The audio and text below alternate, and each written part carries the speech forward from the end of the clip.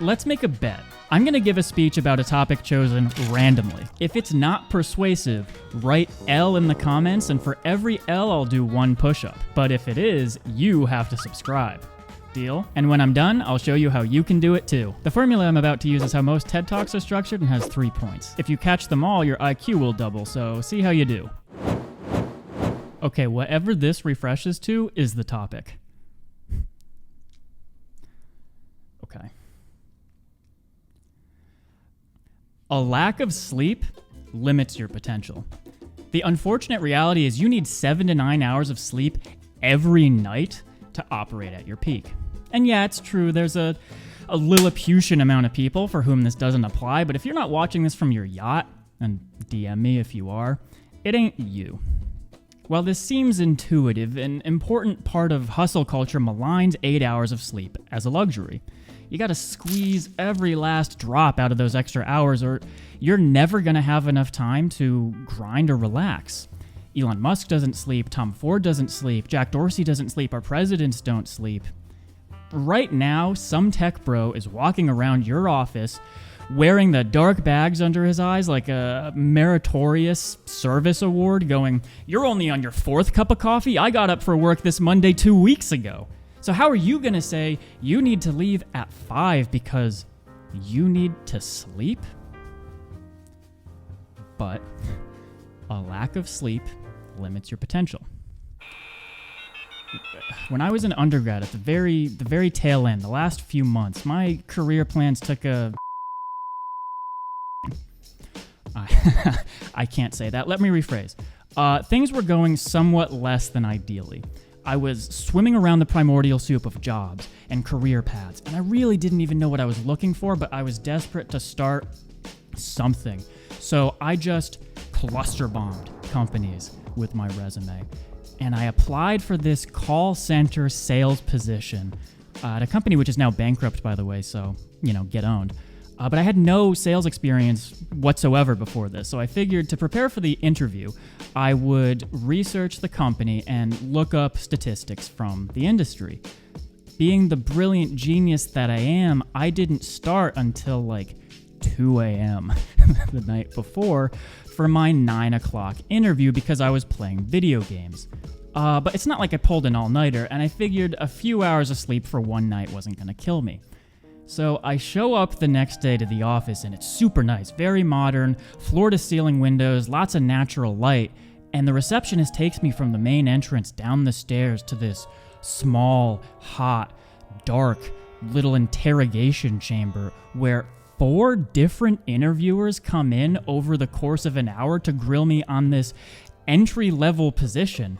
And I'm like slapping myself between rounds because I'm starting to see Benadryl demons crawling on the walls, but it's not going egregiously poorly for the most part. I mean, I didn't remember anything that I looked at the night before, let's get that right, but I don't think I was the worst applicant they'd ever seen.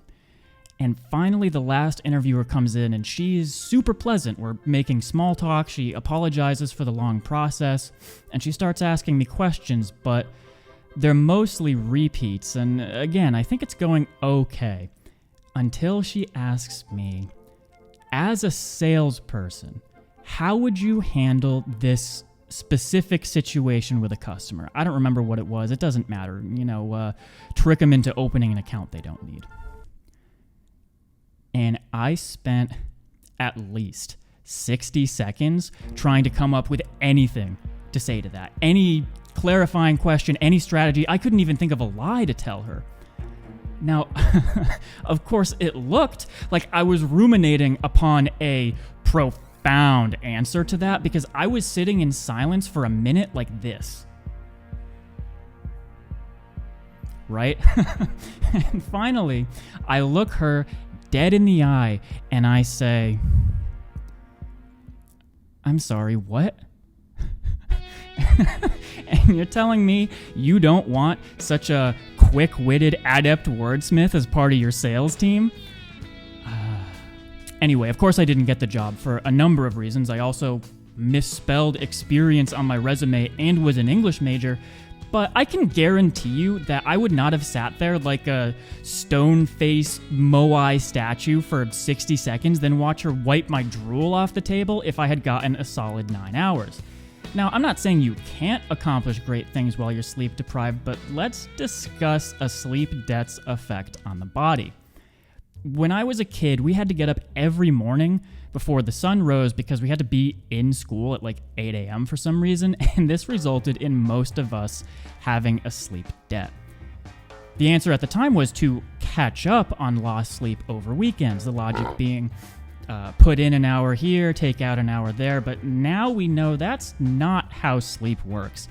Every time you lose sleep, you rack up a sleep debt. Every time. 1 hour of lost sleep takes you 4 days to recover from. Okay, well, what's the big deal? I mean, I never pay off my credit card debt. What's the Sandman gonna do? Unmake my bed? Well, actually, a chronic lack of sleep is like the GOAT of comorbidities. Really, look it up. I mean, it increases the risk of everything. Early death, cancer, hypertension, heart disease, Alzheimer's, but none of those are the reason why that interview joined the troupe of embarrassing memories that play in my head when I'm awake in bed. In the short term, a lack of sleep slows down cognition. It impairs memory, it makes learning more difficult. Your brain, which normally walks around a stone cold 10, is like a light 3 when it's tired. And if you doubt this to be true, I challenge you. Give yourself 2 equally difficult tasks and attempt one with 9 hours of sleep and the other with 3. See which one comes out better. But the good news is there are lots of things you can do to try to improve sleep quality. Go to bed and get up at the same time every day. Lower the temperature of your bedroom a couple degrees before you go to bed. You can try meditation before bed. Don't have screens or blue light several hours before bed. For me personally, I can't help but play on my phone in bed if it's in the same room, so I sleep with my phone in a different room.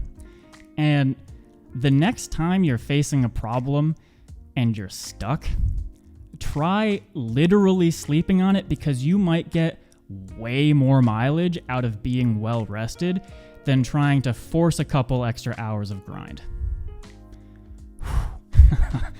Okay. Now, give me a big fat L or hit that subscribe button. I'll tell you what I did. The first step is to tell a story. Well, the actual first step is to introduce the subject and connect with the audience, but tell a story. There are volumes and volumes of literature on communicating through stories that you can check out, but the key takeaway is humans are designed to digest stories. We love them, and it's a great way to establish rapport and make people care. In the example I just gave, the subject is go the f*** to sleep, and the story was my worst interview experience. A good trick for this is to have a reserve of stories you can tell differently to make a variety of points. For example, I could have used this interview story to say that environment matters, and the interviewers putting me in a hot, dark room tested how I performed while uncomfortable. I could have talked about the value of preparation and said my procrastination was why I failed. I could have talked about how reflecting on this experience taught me I would only be happy with a career in video games. Think about some of the stories you like to share and how you might apply them to a wide variety of arguments. The second step is to expand on the subject and support your argument. There are several valid ways to approach this, but honestly, just speak confidently. Look, I'll admit, part of me is lazy and doesn't want to elucidate every contingency, but if you only remembered one strategy for this step, you can't go wrong with speaking with conviction. Yeah, context is important. Obviously, you don't want to just make up financial information when talking to your board of directors. But if you're giving a talk, especially with little to no time to prepare, practice talking like you're sure of yourself. For example, in my speech, I used statistics about sleep debt to validate my point. Did you believe me? I happened to be telling the truth, but if you weren't going to research after and took my word for it, you only did so because I spoke with conviction. I'm not even an amateur in the field. I've just had trouble sleeping and done some research before. If you're not sure how to practice conviction in speech, one of the ways I frequently see people fail is lilting at the end of sentences, like it's a question, or not putting periods so it sounds like you have to keep going, and now you're stuck scrambling to find something to say next, and sometimes that thing doesn't come right away and you sound like you don't know what you're talking about. If you resonate with this, practice lowering your pitch every time you finish a thought. Like this. Every sentence you say will have a natural ending point, and you can decide whether you want to continue with that thought without feeling like you need to.